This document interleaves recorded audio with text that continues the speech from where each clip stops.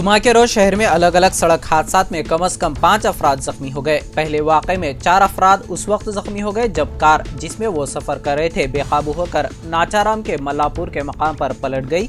जख्मियों को इलाज के लिए अस्पताल मुंतकिल कर दिया गया। वहीं दूसरे वाक़े में उपल बस डिपो पर एक एलिवेटेड कॉरिडोर के सुतून से टकराने के बाद एक ट्रक ड्राइवर जख्मी हो गया। जख्मी को इलाज के लिए अस्पताल मुंतकिल कर दिया गया।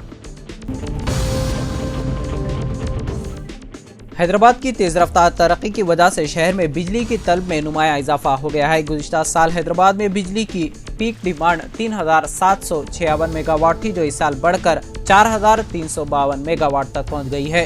इस इजाफे की सबसे बड़ी वजह शहर के मज़ाफ़ात में नए रिहायशी इलाकों और तिजारती इमारतों की तामीर है, जिससे बिजली की खपत में इजाफा हुआ है। हैदराबाद की तेजी से बढ़ती हुई आबादी और नई तिजारती सरगर्मियां बिजली की बढ़ती हुई मांग का बाज़ बनी हुई है। शहरी तरक्की जैसे जैसे शहर की आबादी बढ़ रही है, नए रिहायशी इलाके बनाए जा रहे हैं, जिसकी वजह से घरों और दफातर में बिजली का इस्तेमाल बढ़ा है। दफातर, तिजारती इमारतों और तफरीही मकामात की बढ़ती हुई तादाद में बिजली की मांग में इजाफे का सबब है। जदीद एयर कंडीशनर्स, बरक़ी गाड़ियां और स्मार्ट डिवाइसेस का इस्तेमाल भी बिजली की खपत बढ़ रहा है।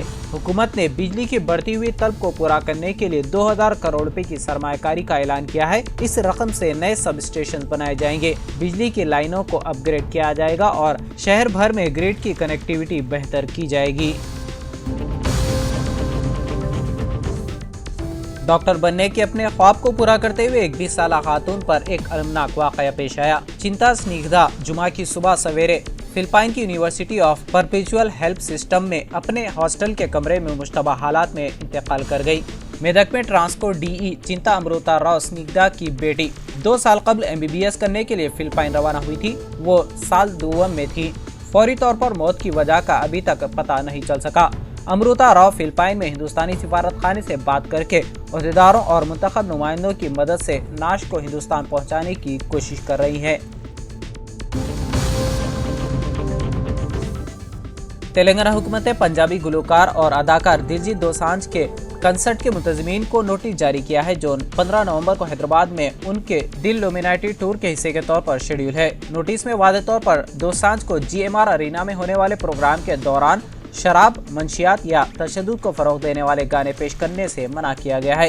ये हिदायत चंडीगढ़ के एक रिहायशी की शिकायत के बाद दी गई है, जिसने गुज़िश्ता माह नई दिल्ली में होने वाले पिछले कंसर्ट में दोसांझ के इस तरह के गाने परफॉर्म करने के वीडियो सबूत फराहम किए थे। गानों के मवाद पर पाबंदी के अलावा नोटिस में ये भी हुक्म दिया गया है कि कंसर्ट के दौरान बच्चों को स्टेज पर आने की इजाज़त ना दी जाए। ये ऊंची आवाज़ों और चमकती हुई रोशनियों के हवाले से खदशात को उजागर करता है, जो कम उम्र सामाईन के लिए नुकसानदेह हो सकता है।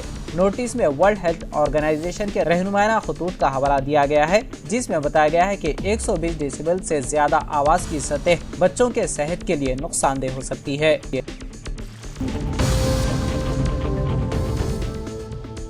कौमी दारुल हुकूमत दिल्ली में जुमा को भी आलूदा हवा ने सितम ढाया है।